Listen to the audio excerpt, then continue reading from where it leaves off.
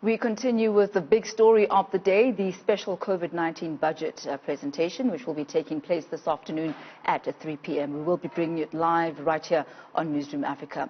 Now, for more on this, we're joined by our business editor, Xolani Mbanjwa. Lovely to have you with us once again, Xolani. A lot to be expected from today. Certainly, COVID-19 has thrown a curveball on all of us. Monies that were previously allocated for certain services now had to be redirected in order to meet the new upcoming needs that the country was facing due to COVID-19. Obviously, a lot of taxes not being collected, especially VAT and excise taxes in those issues. And also the case of SAA and other state-owned enterprises still continuing bailouts, etc. Let's perhaps now focus on the role of state-owned enterprises and how the minister is going to focus on that and what impact it will have on his budget tonight, or rather this afternoon. It's an important one. State-owned entities play a huge role in economic, development and economic growth, and they also play a developmental role as well. When it comes to South Africa, they're involved in the public transportation system through Transnet, and SAA is a big part of that. The big issue here for business and for investors and South Africans is exactly what the Finance Minister Editor Xolani is going to do with those competing demands, particularly when you look at the fact that South African Airways, the business rescue plan says that it needs 26 billion rands. When you've got competing issues and interests right now with COVID-19 and the pandemic and the subsequent lockdowns having had a deep impact on the economic scenario in the country. What do you do with SAA? Because the Department of Public Enterprises has made it very clear that, just today, rather, they've told, creditors and all unions to actually back the business rescue process. And they are saying that they are talking to some interested investors.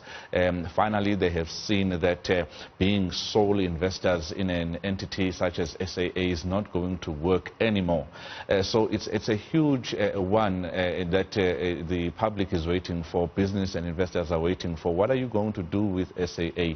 So, because clearly you are intent on saving it, and you don't want to let it go. So I guess the big question then is how much of SAA will still belong to the state after it has been reconfigured?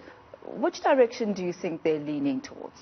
I think a 50-50 is an important one. 50% owned by the state, the other 50% owned by, strategic investors, and that you still, have some control, or a 51-49, interest. So 51% to the state, 49% to other interested investors, so that you still have control in terms of routes, in terms of, the pricing that goes in there. And also, the value chain. There are a lot of tenders there at SAA, and it's a big fight, when it comes to the billions that are actually spent. So, it's really up in the air when it comes to really what a percentage could be earned by or owned by the state. But clearly, the state can no longer be a single shareholder in this, because when you listen to what the Department of Public Enterprises Minister Pravin Gordhan has said in the past, we need to be leaner in terms of the size of the aircraft, the size of the actual staff, and the routes as well need to change, because airline travel is going to be vastly different going forward. So today, it's still very early days, but do you think we could hear from the Minister of Finance exactly how that split would happen? Because obviously they may not already have had the other stakeholders and the other shareholders who will be part of SAA on board as yet. So perhaps today we might find out, what percentage of the budget is actually going to go towards SAA, and then the rest we know is then open for the market. What we could hear is what the state wishes to do. And what Finance Minister Tito Mboweni has been clear on in the past is that we are no longer going to throw money into state-owned entities that do not pull their weight.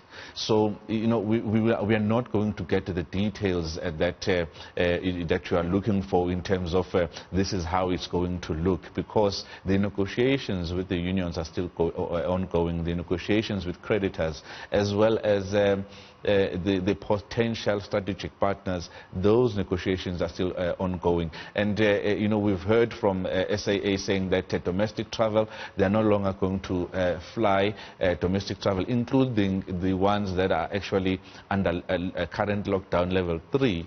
Including the ones where business travel and cargo, they're not going to do that until the end of June, and for others until the end of July. So there is a real problem, when it comes to the finances of SAA. And we've heard, just today they are in court with SA Airlink, a privately owned airline which is owed 270 million rands, saying we want SAA to be liquidated because if we don't get it liquidated, we are not going to get the majority of the money that we are owed. So really, it's really up in the air as to where it's going to go. And it's not only SAA, there are others. There is Denel, which has been in serious trouble in the past, unable to actually pay salaries in the past. So what is going to happen there? It's a strategic one as well, according to Finance Minister Tito Mboweni. You can't let Denel actually die.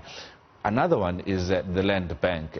They could not honor their 50 million rand. They defaulted just 3 months ago on their 50 million rand loan, and that put them in crosshairs with creditors. So there are a lot of things that are at play here. And where does PRASA come in here?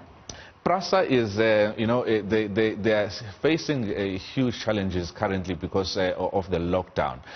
I wouldn't put them up there with the most troublesome. It's just managerial that has been troublesome, when it comes to the leadership.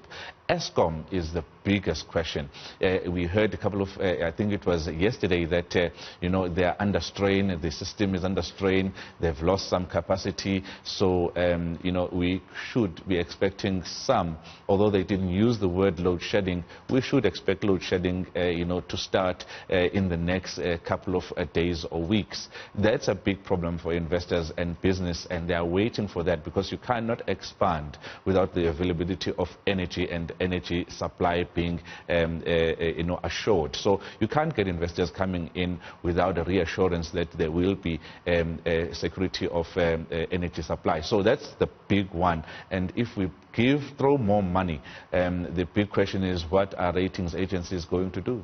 But is that then the solution to Eskom? Because it has and continues to be the Achilles heel. Is throwing more money at Eskom really the solution? Because we've seen more money being thrown at Eskom continuously, and still the issues pertain, still the same issues. Still the same issues. They will not have, the finance minister may not have an option if he wants to keep the lights on. We might not have an option in the medium term to actually give money to Eskom, but that's not going to be sustainable.